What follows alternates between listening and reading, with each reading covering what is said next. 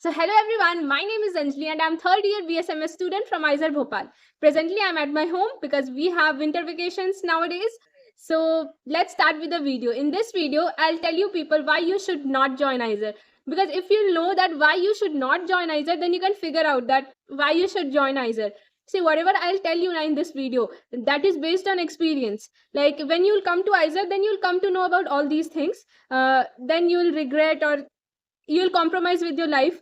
So I'm telling you those things beforehand, and if anything will be left, I'll pin in comment section.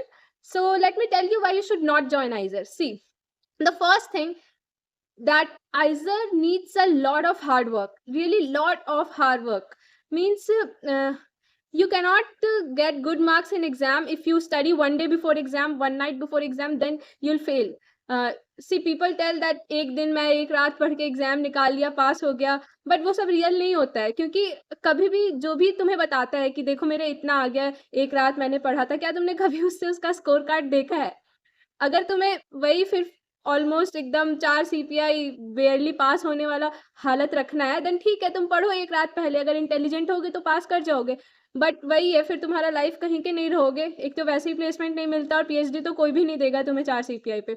So if you want to survive in IISER, you have to do a lot of hard work. Even smart work will not work.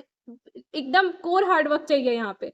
So this is the first point. You must keep it in your head. Then second, don't think that यहाँ पे तुम्हें कम पढ़ना पड़ेगा. अगर तुम MBBS वगैरह छोड़ के यहाँ आए हो तो ये सोच के मत आना कि तुम्हें यहाँ पे कम पढ़ना पड़ेगा. उससे नहीं, you have to study much more, really much more.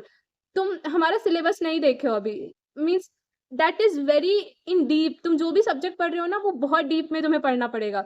तो syllabus is too much. And then हमारा देखो 3 मंथ का तो हमारा इंटर्नशिप का देता है वो समर में, मई जून जुलाई, तो उसमें कोई क्लासेस नहीं होती. Then December is winter vacation. 4 month ऐसे ही चले गए. देन फेस्टिवल्स होता है, संडेज होता है, तो तुम देख लो अप्रॉक्स एक सेमेस्टर ना 3 मंथ्स का ऑलमोस्ट रह जाता है. तो उतने में ही पूरा सेमेस्टर कवर करना पड़ता है. और अगर तुम्हें हमारा करिकुलम पता होगा तो हमारे, मैंने बताया भी है इस पे वीडियो, तुम्हें एक कोर्स के लिए 4 एग्जाम देने रहते हैं. जैसे कि एक सेमेस्टर में 6 कोर्स होता है, तो तुम्हें 6 में 4-4 एग्जाम देना पड़ेगा.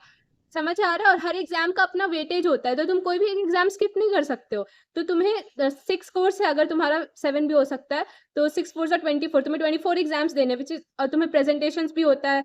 कुछ कुछ वैसे भी होता रहता है ना क्लास वर्क में, असाइनमेंट्स वगैरह. तो तुम्हें 1 मंथ तो एग्जाम में चला जाता है ना तुम्हारा.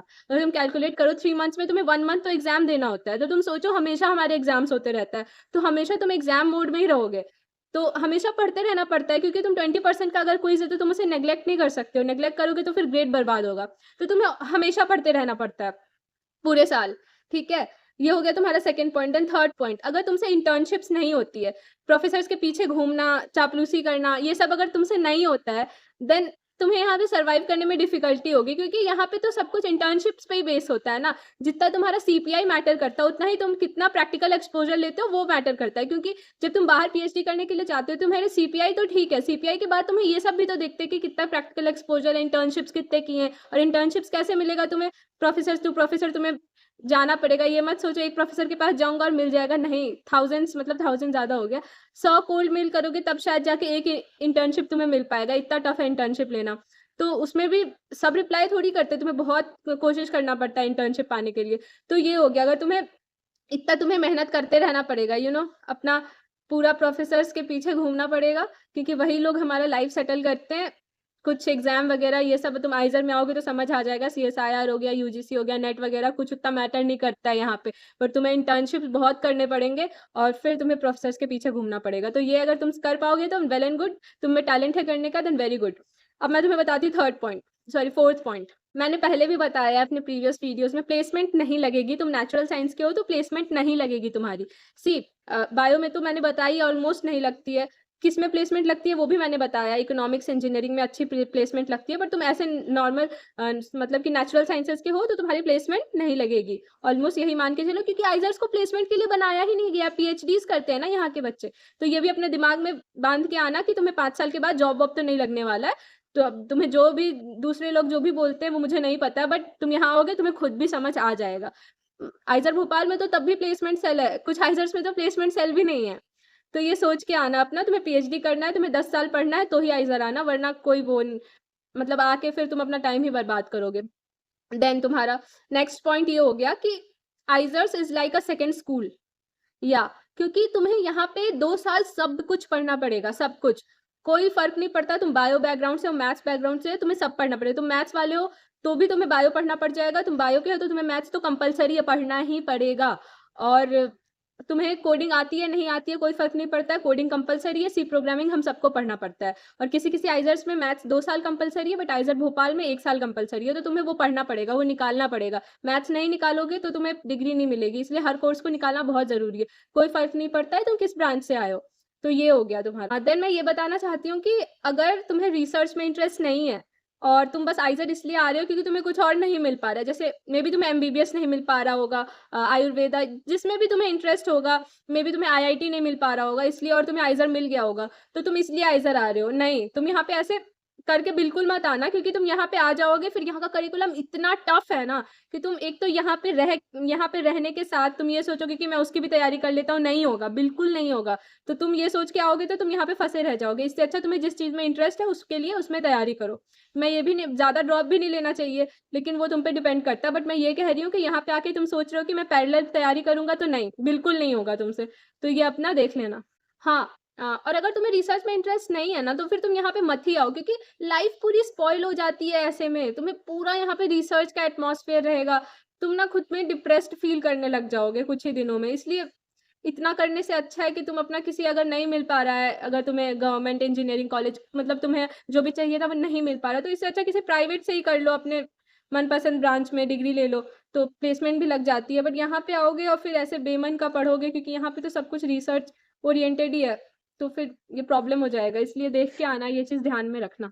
हाँ, सो मैं एक बार समराइज कर देती हूँ कि यहाँ पे तुम्हें क्यों नहीं आना चाहिए, why you should not come to IISER. So first, if you want instant placements, then don't come to Izer. I have made a separate video about this. Go and see that. क्योंकि किसी भी चीज़ का blanket opinion नहीं होता है, yes or no नहीं होता है, तो तुम्हें वो देखना पड़ेगा।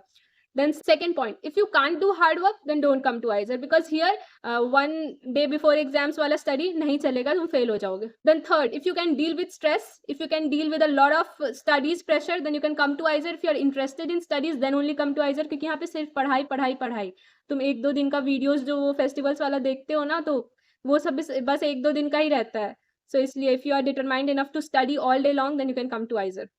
Then fourth, I have told that here continuous exams होते हैं, so if you are ready to give 1 month exam, means I have told you कितने exams होते हैं, 3 months का semester होता है, उसमें से 1 महीने exams ही होते हैं। तो if you are ready to give, और 1 महीने separate नहीं होता है ऐसे, मतलब 3 महीने चलता रहता है। तो if you are ready for that, then you can come. And then I have told you about internships. Internships का अगर तुम्हें इंटर्नशिप्स करना है, प्रोसेस के पीछे तुम्हें भागना पड़ेगा, थाउजेंड्स ऑफ मेल्स करने पड़ेंगे, तब जाके इंटर्नशिप्स मिलती है। Then you can come here. PhD में भी तुम्हें यही सब करना पड़ेगा, you have to approach professors, उनका कृपा होगा तो ही कुछ हो सकता है, वरना कुछ भी होना डिफिकल्ट है। And then last but not the least, it's my personal opinion, so अगर तुम्हें चीटिंग वीटिंग नहीं करनी आती है, देन यहाँ पे बहुत डिफिकल्टी होगा तुमसे सर्वाइव करने में। तुम कितना भी पढ़ लो, तुम खुद को बैक ही फील करोगे। इसलिए you have to be smart enough, in these activities also. See, this is also important, because I have seen ना people here, so I can tell you. मेरी भी शक्ल पे गिल्ट दिख रहा होगा ना तुम्हें, क्योंकि मुझे भी नहीं आता है, तो बहुत डिफिकल्टी होती है। You have to be smart enough to survive in this world. So ये भी आना चाहिए। तो ये सब मैंने तुम्हें ओवरऑल बता दिया कि आइजर में क्यों नहीं आना चाहिए। सो या मैंने तुम लोगों को सब कुछ बता दिया है ओवरऑल, जो भी यहाँ पे आने के लिए तुम्हें प्रॉब्लम दे सकता था। So now it's your call, it's your life, you should think and then decide. So that's all for today, have a nice day, thank you.